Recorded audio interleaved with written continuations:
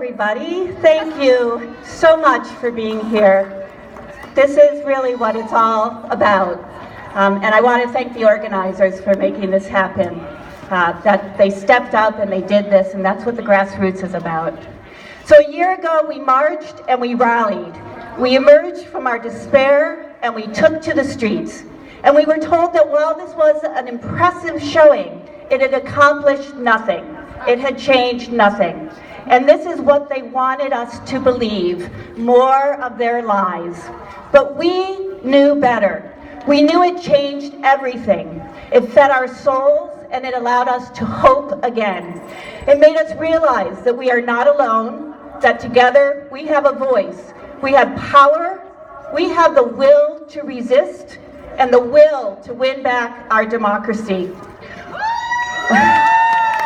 All over the country, we have come together. From the grassroots up, we've formed groups like Canterbury Citizens for Democracy, the Monadnock Progressive Alliance, and the Kent Street Coalition. We have indivisible groups and women's huddles.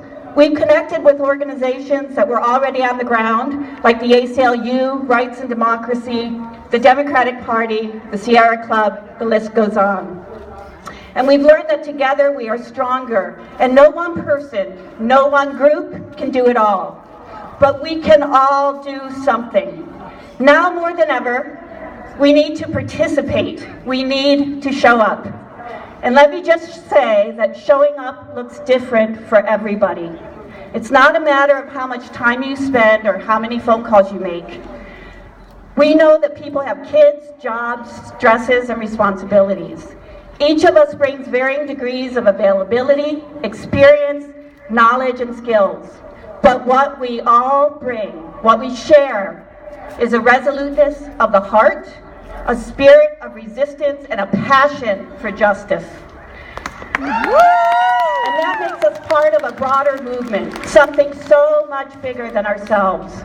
It means that even the smallest action, when undertaken as part of this movement, works to advance us forward, closer to a more just, compassionate, secure, and livable future, one full of hope and opportunity for all. So what are these actions that we can take now that will add up and build on each other and lead us forward?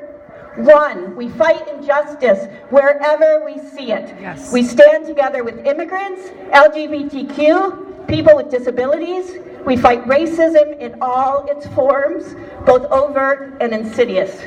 2,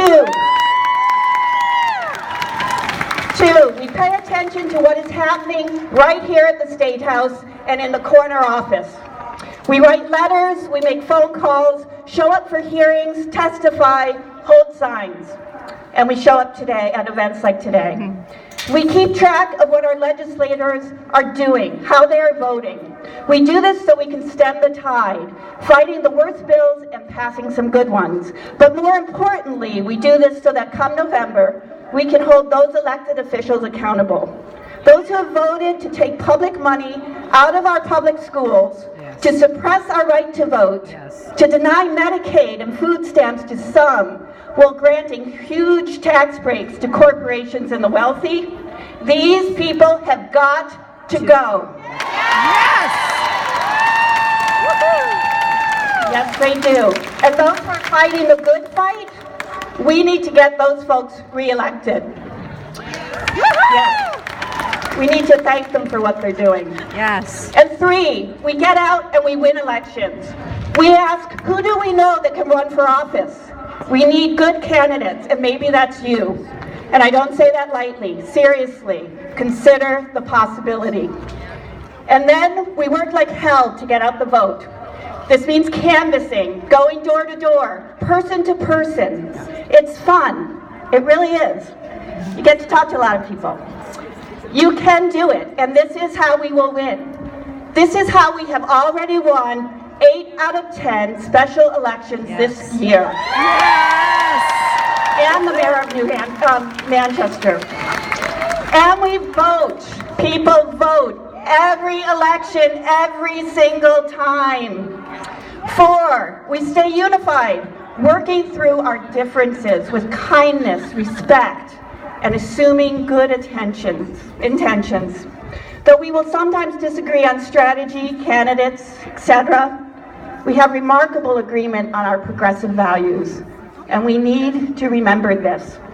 Finally, we could keep looking out over the horizon, keeping our eyes on the prize. First winning in 2018, then in 2020, not just so we can claim victory, but so we can save this country from its descent into tyranny and together build a more perfect union.